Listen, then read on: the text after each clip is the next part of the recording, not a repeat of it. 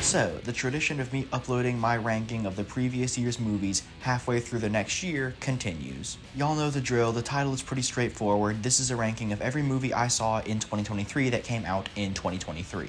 I have 45 movies on this list. If you want to see them listed in release order, check out the description below. As per usual, there will be some mild spoilers, but nothing serious, nothing that you will already know if you watch the trailer. Also, as per usual, there are some movies that I wanted to see this past year but never got a chance to. Here they are.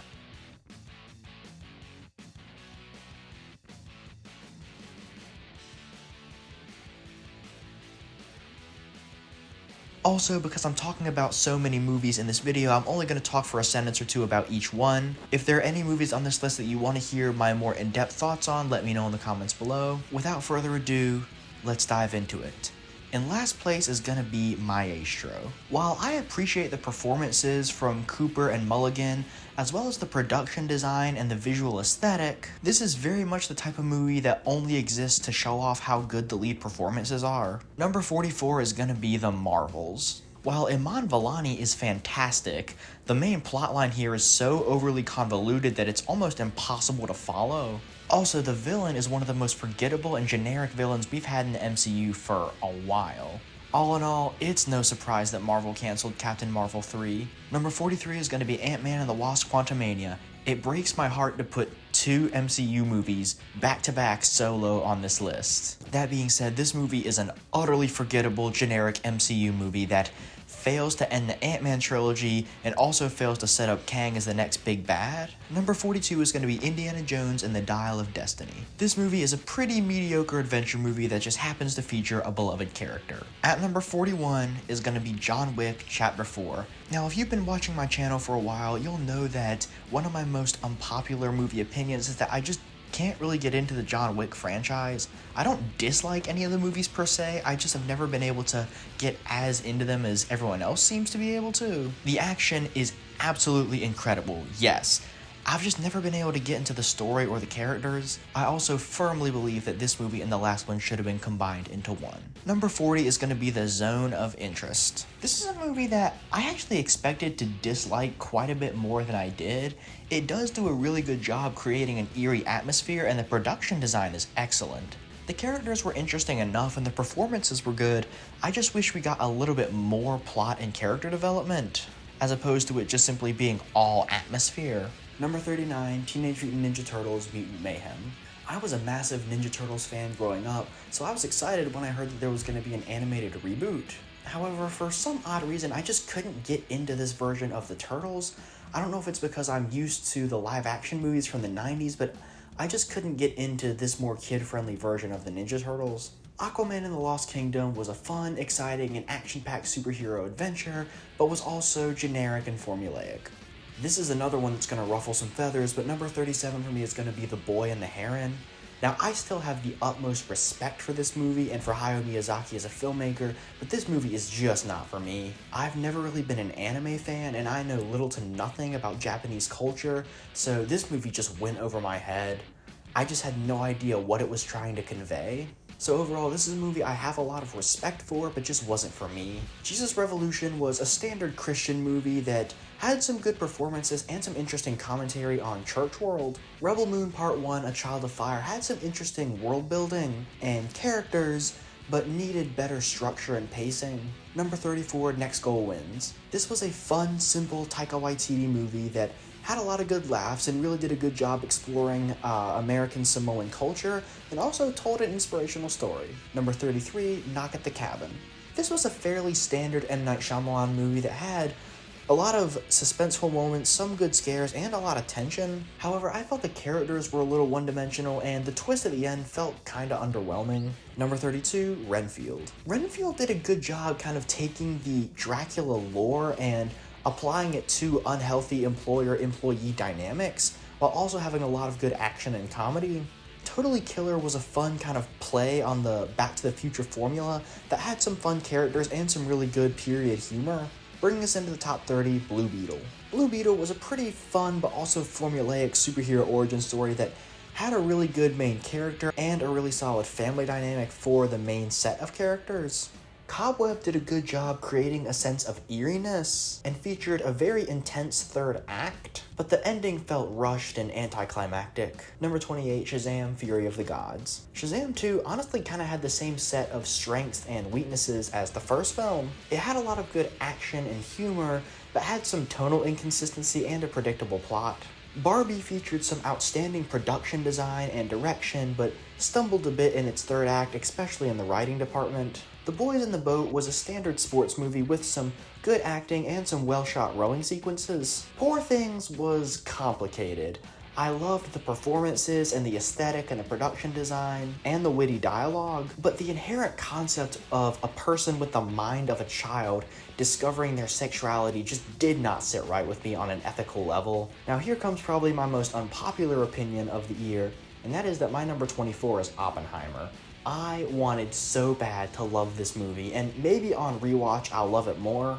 I loved the performances, but this movie featured way too many characters and just jumped around in time way too much. Honestly, it didn't really even feel like a movie to me. It felt like a 3-hour montage sequence that was just trying to wrap its head around way too much. I'll admit I haven't taken the time to rewatch this since I saw it in theaters, so maybe on rewatch I'll love it more, but as of right now, honestly, I liked Tenet more. Number 23 is American Fiction. Now, this movie's concept is absolutely genius, and Jeffrey Wright is fantastic. However, the ending just didn't quite stick the landing and wasn't as clever as it thought it was. Number 22, Sound of Freedom. This movie featured an excellent performance from Jim Caviezel and some very solid moments of tension. It did a great job showing the real-life horrors of human trafficking and showing how far the real Tim Ballard went to save somebody. While sure, the overall plotline is a little standard and formulaic for an action thriller, it also does a really good job communicating its core themes and ideas. At number 21 is Talk to Me. While Talk to Me featured some genuinely great performances and some very unnerving moments, its world building and lore didn't quite add up, and it left a few plot points a little too vague. Bringing us into the top 20 is going to be Scream 6. While I'll admit that the third act doesn't quite come together, Scream 6 still did a good job developing its ensemble cast and utilizing its urban setting. While I didn't quite love this movie as much as I love Scream 5, it's still a very worthy installment to my favorite horror franchise. Number 19 is When Evil Lurks. When Evil Lurks did a really good job using filmmaking techniques to create a sense of tension and uneasiness. The entire second act is incredibly anxiety-inducing. However, because I'm not Argentine, I didn't understand a lot of the lore behind the rotten, and a lot of the nuances of the culture went over my head. Leave the World Behind is the best M. Night Shyamalan movie that's not an M. Night Shyamalan movie. It does a great job building a sense of mystery and tension. However, I felt that the third act was a little bit too ambiguous, and there were some things that happened that just felt off tonally. Number 17 is Extraction 2. What a great follow-up this movie was. Extraction 2 is just the perfect action movie sequel. It ups the scale and the spectacle from the previous movie while also building upon its characters and themes, and the action in this movie is truly incredible. Number 16, Guardians of the Galaxy Volume 3. What a satisfying conclusion this movie was to the Guardians trilogy. It perfectly concludes the story and character arcs that have been set up across the 3 movies. However, there were some plot elements like Adam Warlock that just didn't mesh with the rest of the story. While the creator built an interesting world and had some cool performances, the story felt hollow and uninspired. Number 14, The Hunger Games: The Ballad of Songbirds and Snakes. The latest Hunger Games movie added some interesting lore to the franchise and crafted a pretty solid character arc for Snow. However, the last fourth of the movie felt like a completely different movie and didn't mesh well with the first 2 acts. Number 13, The Flash. While yes, the CGI in this movie is absolutely atrocious, it still did a good job crafting an interesting storyline that felt like a tribute to this era of the DCEU. It really fleshed out this version of Barry Allen and made me wish that we were getting more movies with this lineup of actors and characters. Number 12 is going to be Anatomy of a Fall.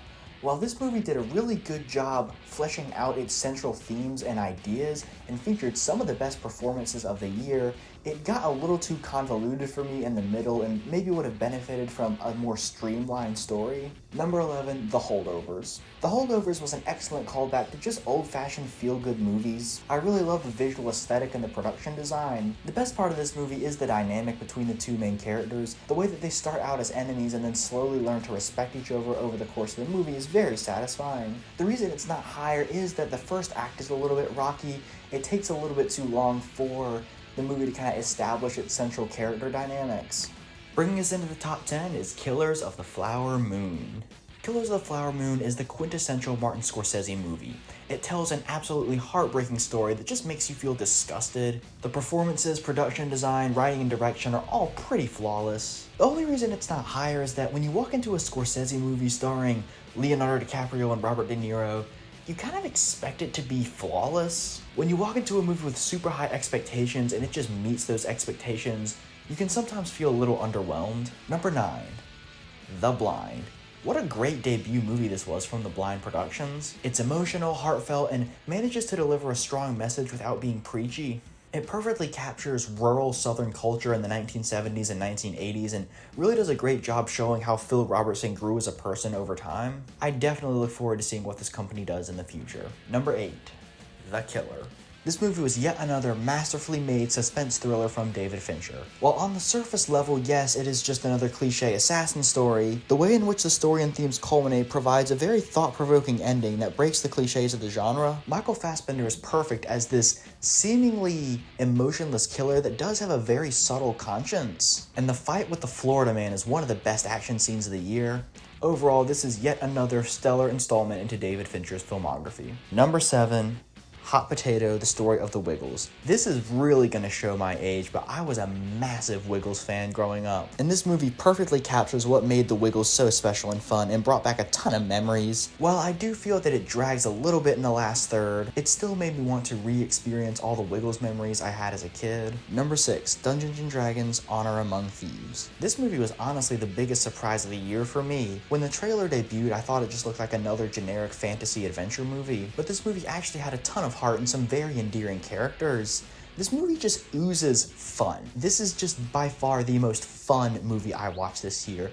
It just has this joyful sense of energy that really hooks you in. So while this may not have been the best movie I saw this year, it was definitely the most enjoyable. Bringing us into the top 5, Air. As per usual, Ben Affleck and Matt Damon take a story that on paper seems like it would be very boring, but make it very interesting and engaging. I especially love the interactions between Matt Damon, Jason Bateman, Chris Tucker, and Ben Affleck.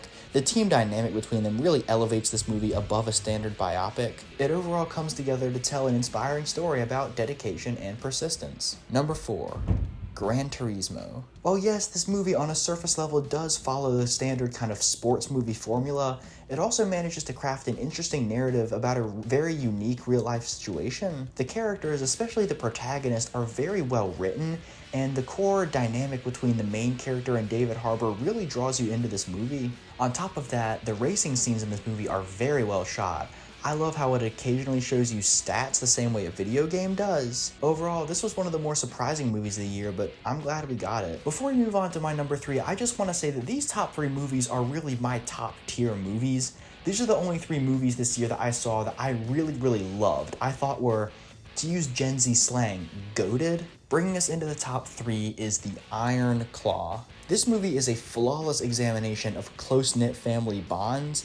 It really does a great job showing the positives and the negatives of just having a super close-knit family unit. While yes, Zac Efron is fantastic, Holt McCallany really steals the show for me. He perfectly depicts the father who's desperately trying to motivate his children to achieve and accomplish lots of things in life but not become controlling. That being said, every character in this ensemble is meticulously crafted and has a very well-defined dynamic with each other character. Overall, this movie is going to be the indie drama from 2023 that everyone looks back on years from now. Our runner-up is Godzilla -1.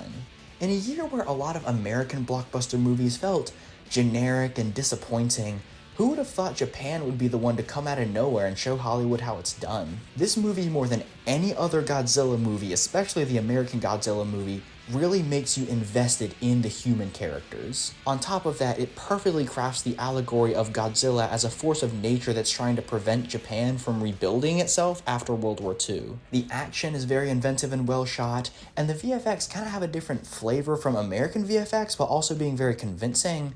And one of the things this movie does best is that it actually makes Godzilla feel scary. Every time Godzilla shows up, you start to feel nervous because you know that he's about to unleash carnage on our main characters. All in all, this movie came out of nowhere, but it proved that Toho still has it. But, as should not be a surprise, especially if you've been watching my channel for a while, my number one is Spider-Man Across the Spider-Verse. Is it any real surprise that this is my number one movie of the year?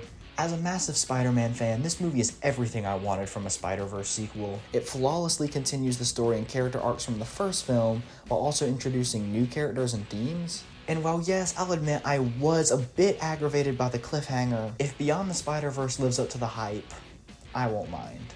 So that's it. That's my ranking. What were y'all's favorite and least favorite movies of 2023? Let me know in the comments below. If you want to see more movie rankings just like this one, click this link right here.